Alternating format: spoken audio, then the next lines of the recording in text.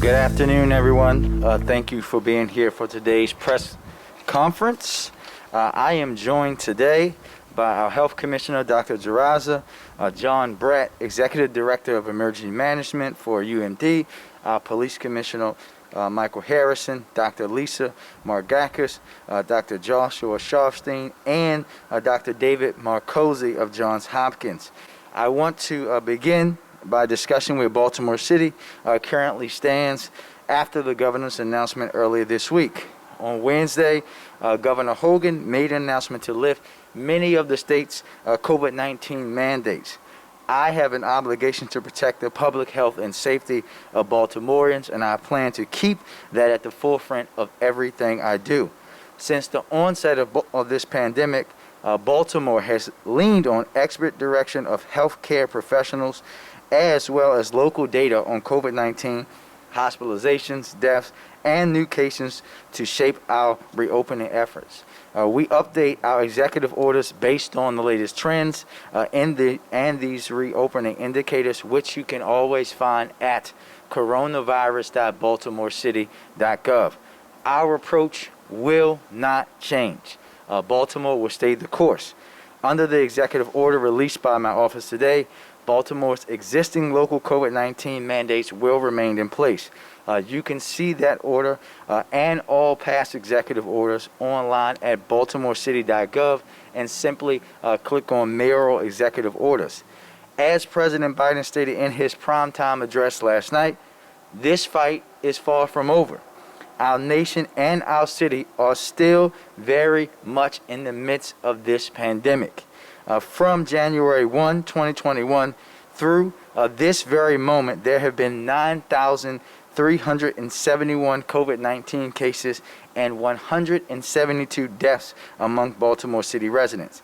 That is 172 of our neighbors, friends, and family members taken from us from COVID in this calendar year.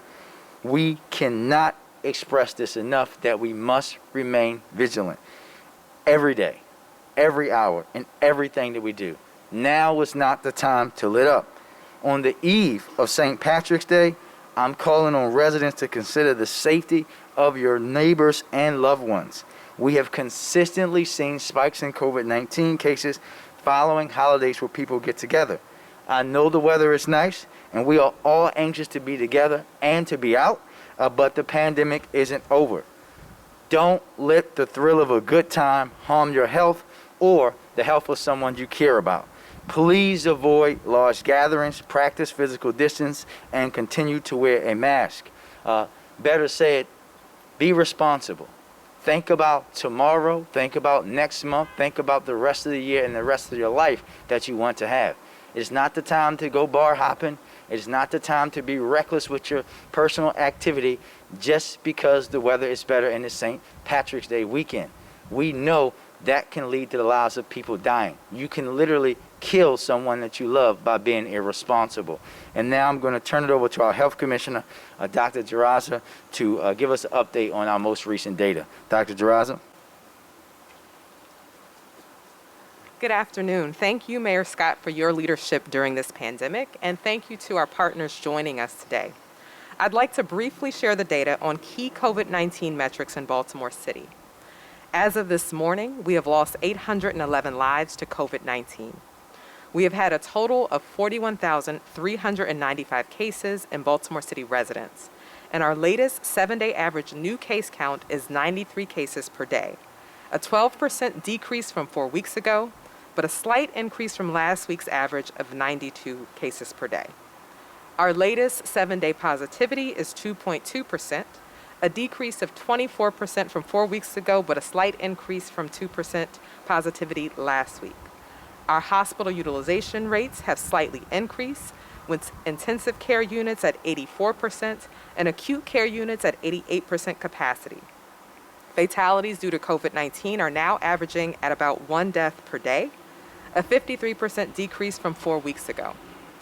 As of this morning, the Baltimore City Health Department and our healthcare partners have reached 15.3% of the city's population with at least the first dose of the vaccine, which in total is 90,978 Baltimore City residents. 51,569 residents have also received their second dose. As always, all of this information can be found on our public dashboards at coronavirus.baltimorecity.gov. To summarize, what we're seeing right now could be described as a plateau or flat line of our case data. We made significant improvements from our case counts, fatalities, and hospitalizations compared to where we were in December.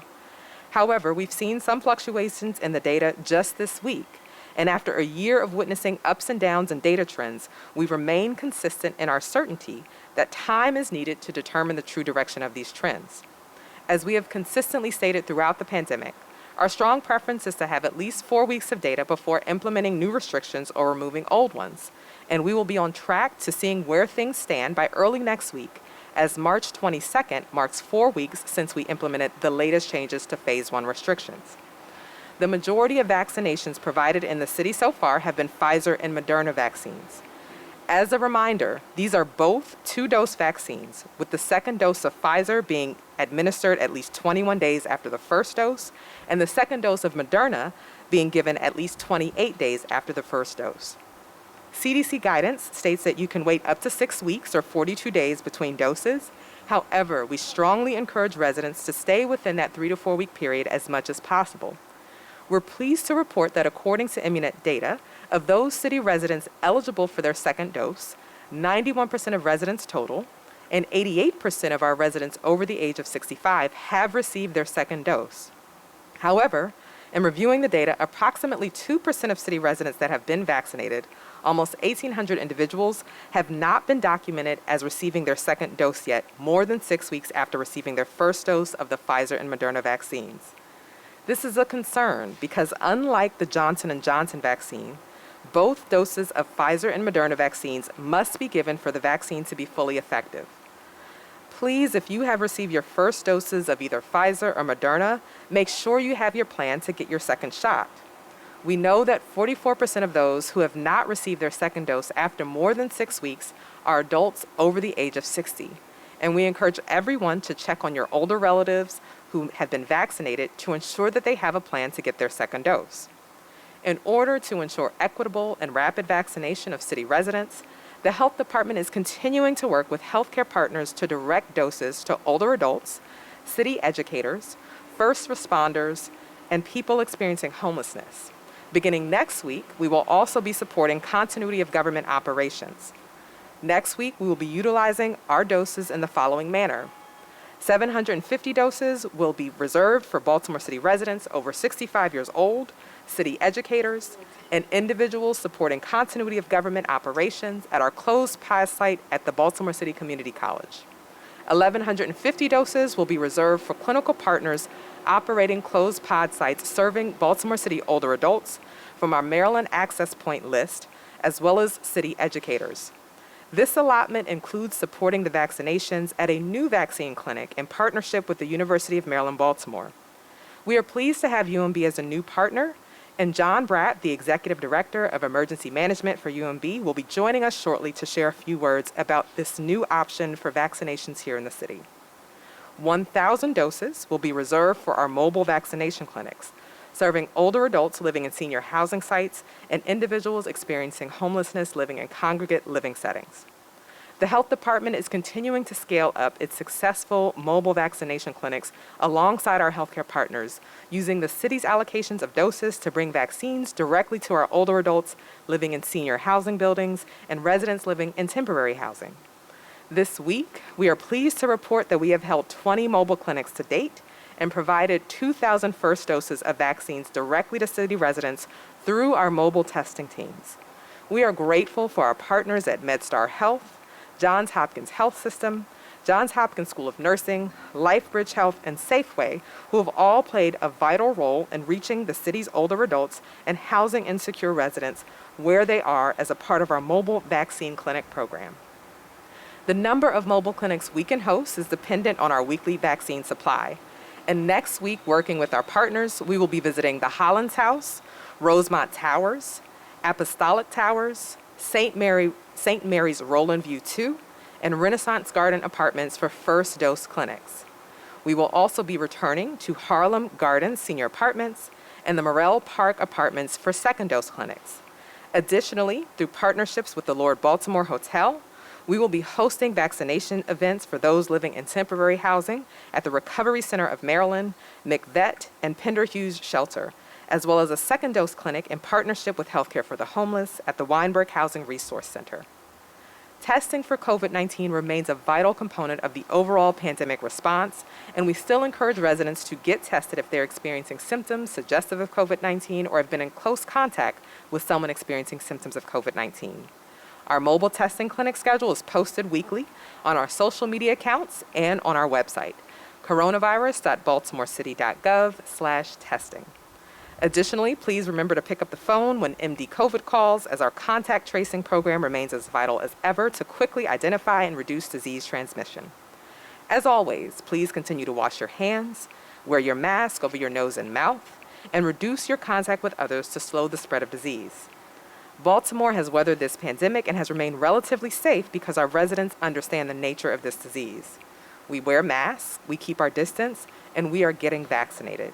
Now is not the weekend to throw away a year's worth of best practices. While we all miss our friends, our families, and parties, this year's St. Patrick's Day celebration should be held at home or in small groups to reduce the chances of disease transmission, reduce the burden on our hospital system, and to save lives. Thank you.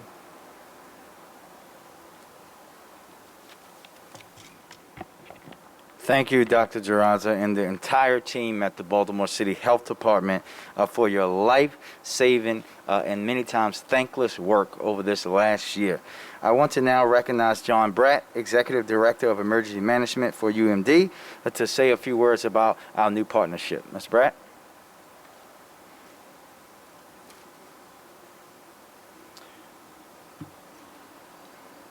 Thank you, Mayor Scott. Since the beginning of the pandemic, UMB has strived to meet its mission of improving the human condition and serving the citizens of Baltimore. As an anchor institution, we could not think of a better use of our talent and resources than to build vaccine administration capacity right here in our backyard.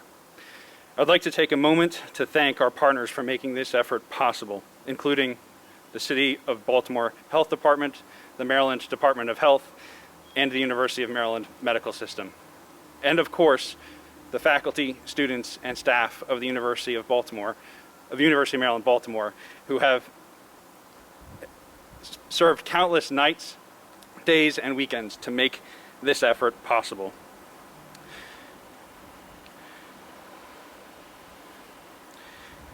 I'd like to also thank this. We are excited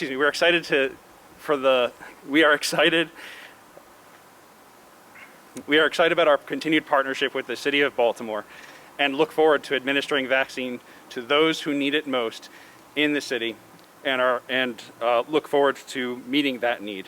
Thank you again, Mayor Scott.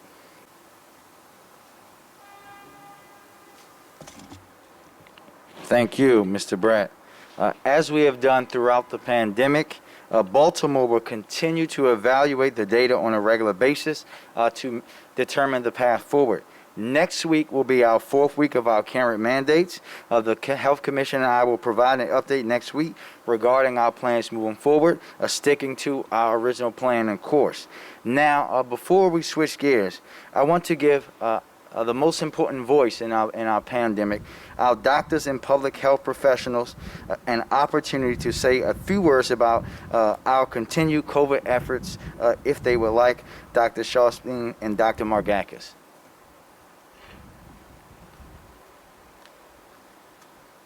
Thank you so much, Mayor Scott. Thank you so much, Dr. Jaraza. It's great to be here. I'm Josh Sharpstein from Johns Hopkins Bloomberg School of Public Health.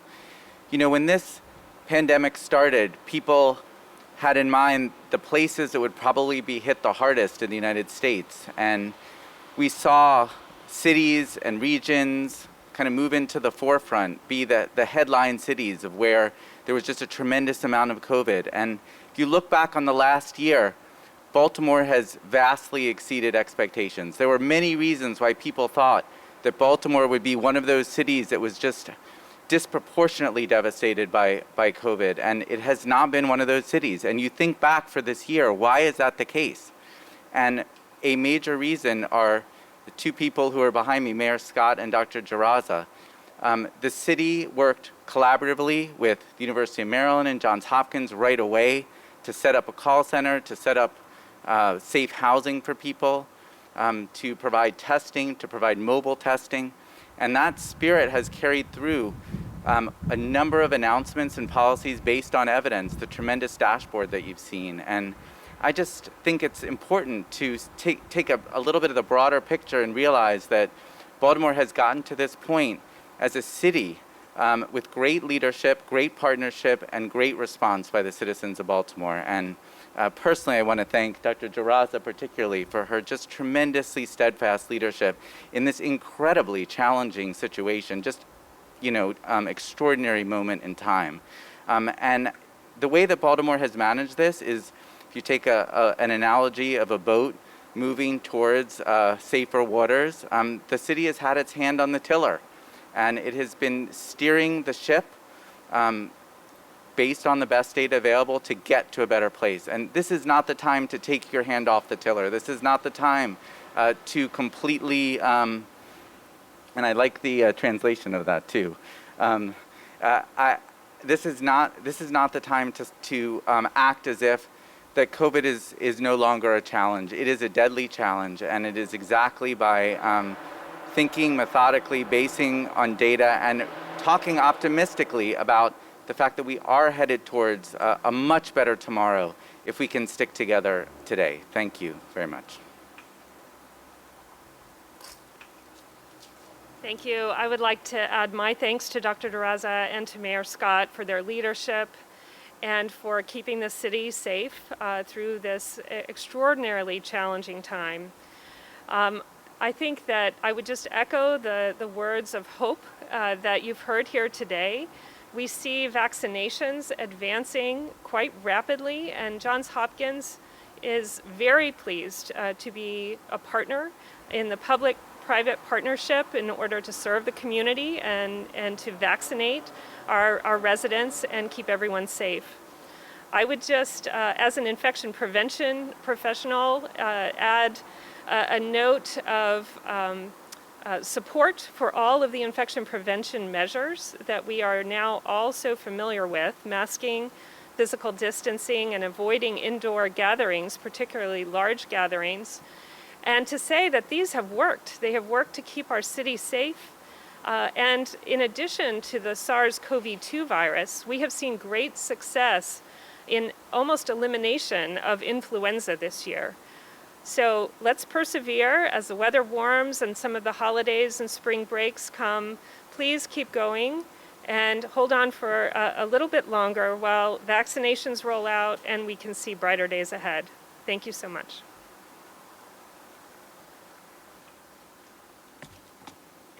Thank you, and thank you all for being here and for your great work. We have all had to make major adjustments to our lives during this pandemic, but I want to know that everyone to know that I greatly appreciate every resident, healthcare worker, frontline employee, teacher, and everyone who has gone above and beyond to show and do their part in slowing COVID-19. Your efforts have kept our city going through these unprecedented times. Although the latest trends in public health data are promising and more people continue to get vaccinated, Baltimore is not in the clear yet. Our country and our world is not in the clear yet. We must stay the course and make responsible decisions on behalf of ourselves and those around us. Keeping with the theme of responsibility, not only must we do our part in fighting the virus, we also must do our part in coming together to reducing violence in Baltimore City. Commissioner Harris and I have stood before you multiple times to talk about the extremely high levels and unacceptable levels of gun violence in our city, what we have experienced over the past year and recent weeks, and especially involving our young people. I want to give the Commissioner a few moments and an opportunity to give a few updates before I come back to the podium. Mr. Commissioner?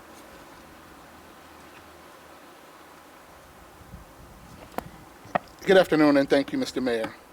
Over the past 2 weeks, our department has been working very aggressively to identify those responsible for the violence in our city, especially incidents involving our young people. We have now made several arrests, to include a 14-year-old and a 15-year-old who targeted and shot two of their peers following disputes. Our detectives comb through evidence, they comb through leads and tips from the community to bring these individuals to justice for these senseless acts of violence. We must continue to work together every day to disrupt the cycle of violence that's tearing our communities and our families apart, including and especially our youth. The violence and the lack of regard for human life, or those who could be caught in the crossfire, is simply just truly unacceptable. We're continuing to be laser focused on those responsible for the violence in our city and those who are entrenched in this culture of violence. I am committed to using every resource and working alongside all those in Baltimore. I want to thank every member of the public for providing tips and information to help us bring justice to those who are causing harm in our city, and to our detectives that are working around the clock to identify and apprehend those who are causing that harm. Together we'll reduce violence in all of our communities. Thank you.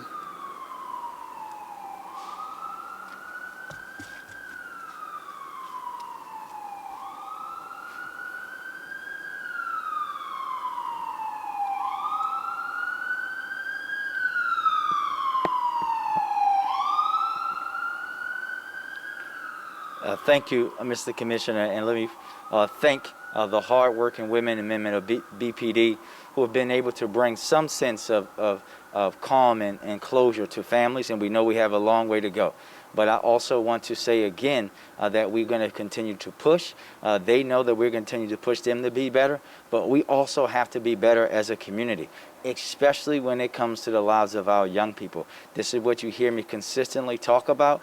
We're talking about incidents that there are multiple lives and multiple families of young people that are being destroyed. And we can no longer accept that, and we all have to work together to improve that each and every day. And now with that, we will take a few questions.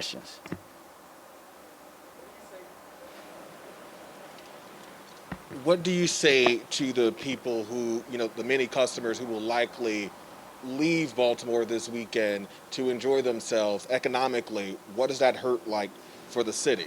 So listen, this is about, we know what this is about. We know that we've been here before. This is about public health. This is about the data. We know what happened during the last holidays. We saw the spike. We want people to be responsible. This is not like before when our places are closed. They can still go to them. They're just at reduced levels. We're going to continue to push. We are very excited about where our numbers are, but we have the best numbers in the state because we have stayed the course. We have the lowest positivity rate. We have less and less people dying. And I think it's time for us to talk about that just as much as we talk about why our rates are different and our percentages are different than other places. Dave? For the Commissioner, can you tell us how many Baltimoreans, percentage-wise, have been vaccinated? I know you gave the breakdown of how many, but like percentage-wise that have received both vaccination, both doses.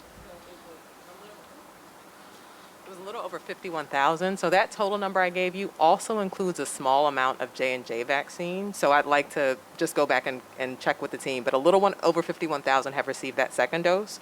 Total, at least 15% of the population have received a first dose of either J&J, Moderna, or Pfizer. And I know in the past, both the mayor and the commissioner, when you talk about the 7-day positivity rates, you want it to be below a certain number. You mentioned 2.2%. What number do we need to be at specifically to see the loosening or reopening of the loosening of restrictions? So we've always weighed multiple data points when we're looking at making restrictions. One of the things I think that Mayor Scott has talked about is a need for us to observe the data over a 4-week period. So you can go to our dashboard and see our reopening metrics and indicators, which includes positivity below 5%. It also includes new case rate. It also includes hospitalizations as well.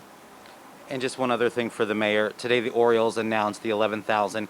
Can you please address that? Because I imagine once they have that home opener, that will impact possibly positivity rates. Well, as it was said, Dave, and I want to get to both of your questions. As it was said in their press release, this is something that I support. The health commissioner walked and worked with the Orioles to make sure that they were doing the right thing. The Orioles are doing the responsible thing. And when you look at them in comparison to teams around the country, you can see that they are a team that's rooted in their community, that they have ownership that's rooted in understanding this moment that we're in, and that they want people to be able to go to Camden Yards and celebrate our Orioles. There's nothing more in the world of sports that I want than an Orioles World Series championship and for me to be there. But I also want people to be there in a way where they're healthy and safe. So we fully support them. We know that they have practices and protocols in place, and they will consistently work with Dr. Jaraza and her team to make sure that they're doing the right thing moving forward, and we have the fullest expectation that they will. And to your other point, Dave, about the testing, the positivity rate and the numbers, I also think it's important for us to recognize that even though our numbers are significantly down over the last month and the last few months, we're still a lot higher than we were months ago, September, all of those months. So we have to think about it not just in that closed time space, but in the largest time space of this whole year that we've been in COVID as well. Sorry, I didn't see you. Go ahead. Thank you. Mr. Mayor, this can be for you or for the health commissioner, or frankly anybody in the public health sphere. Obviously, I know you can only control Baltimore, but every county surrounding Baltimore opted to go along with the governor. I guess what kind of challenge does that present to you in terms of keeping the people of Baltimore safe from the virus? It's been said that the virus doesn't know borders or city limits or anything like that. I'll let Dr. Jaraza respond in a second, but I think that, as I said earlier, we have had further restrictions than other places before, and guess what? We've had lower positivity, lower cases, lower deaths, and we have to understand that connection. My expectation is that Baltimoreans will be responsible as they've been throughout this. We know that there are other jurisdictions in the state that are not going exactly what the governor is doing, and it's about making sure that we're doing what's in the best interest of Baltimoreans, and again, considering that we have 11 hospitals here, and when people get sick in those other places, guess where they end up? Here.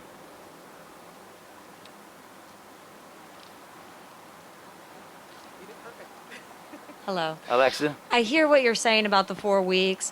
Which metric specifically is not where it needs to be to make any changes to restrictions?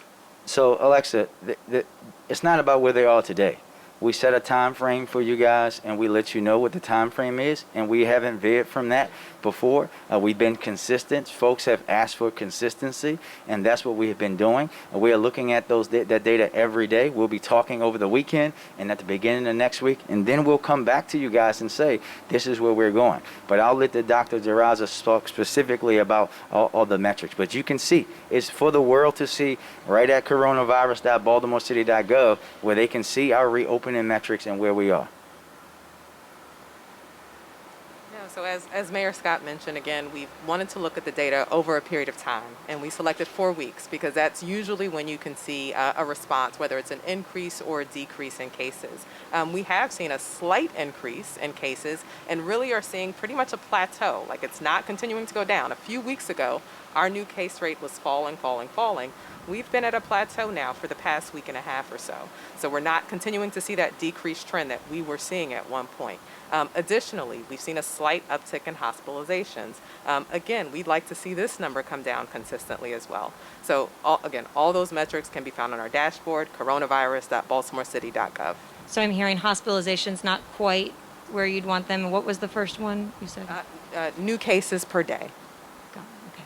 I have a question for the commissioner, if that's all right. Hello. Hello. Good afternoon. As we've seen your department report the young people who have been charged with crimes against other young people. As commissioner, what does that tell you that the city needs to do? Well, it talks about, you hear me say this all the time, it's the culture of violence. We have to change the culture. The reason why people think they need to, number one, get their hands on a gun, and number two, solve their conflicts with violence and with guns. We have to change both of those things.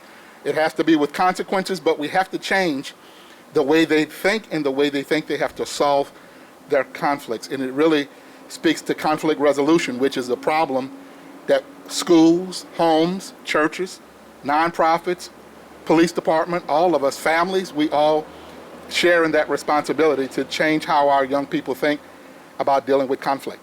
And that's the question I keep hearing is, where does a 14-year-old get a gun? Where does a 15-year-old get a gun? Those are questions that we as a city and the police department are asking, and we're preparing to do research and to investigate and to the extent that we can prosecute those cases. Where guns are coming from, how they end up in our city, into the hands of not just young people, but anybody, and also people who have the willingness and brazenness to use those guns to solve their conflict. In all of these cases, there are people who know one another, people who are either acquaintances or friends. All right? Thank you. And Alexa, to that point, I just want to say before we close, I think that you were there actually. This is why we announced what we talked about with gun trafficking and the new initiative that we have.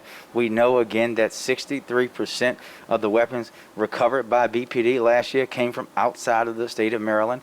82% of them came from outside the city of Baltimore, and we have to start to target those people as well. We cannot just think that we will and continue to focus on the people that are pulling the trigger, but we have to figure out if someone is careless enough to let a gun get it in hand in a 14 or 15-year-old, that person deserves to be looked at from a law enforcement standpoint too. Thank you. Dave, last question. Go ahead. This is for the commissioner. Commissioner, yesterday I know the deputy commissioner announced the Lombard incident and the misfiring. When you guys gave that presser on scene, you had said that the gun misfired, and it appeared that that is maybe perhaps what had caused the officers to. But could you clarify from your standpoint when you found out that it misfired, because there was a little question about whether... Yeah, it's terminology, a difference in terminology. What we understand from looking at a photograph of the gun as it was recovered, one of the bullets did not enter the chamber, but rather was stuck between the ejection port. And so it appeared that the young man attempted to fire the gun, but the bullet did not enter the chamber, but rather entered the ejection port. But when you say fire the gun, do you mean at the officers at that time, or do you know if he attempted to pull the trigger when those officers... That's part of the ongoing investigation. But we do not have the answer to that specific question at this time. Thank you, everyone.